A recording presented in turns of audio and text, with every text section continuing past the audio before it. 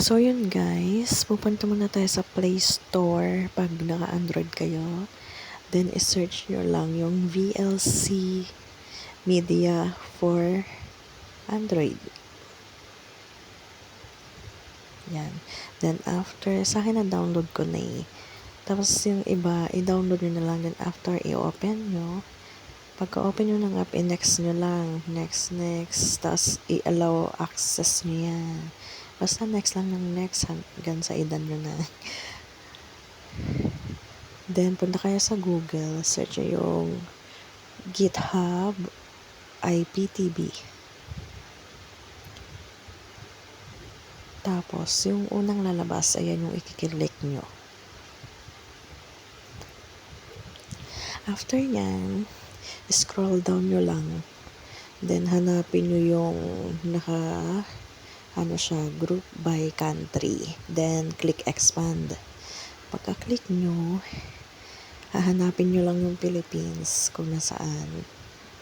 Yan, scroll down lang ng scroll down. Hanggang sa makita na natin si Philippines. Then, i-copy nyo lang yung link. Ayan. I-copy nyo yan ng buo. Yan. Medyo struggle ng konti. Pero okay lang yan. Ayan.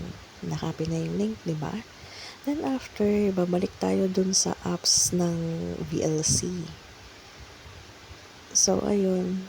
New streams. Then, ika-copy-paste lang natin dyan yung link na kinopy natin. Dun galing sa GitHub. Then, ayan na. Lalabas na yung mga channels natin dito sa Pinas. May GMA, may Cinema One, tapos may TV5. Pero, i-testing natin yung TV5. Ayan guys, diba? Para ka nang naka-TV. So, yun lang. Doon natatapos yung vlog ko.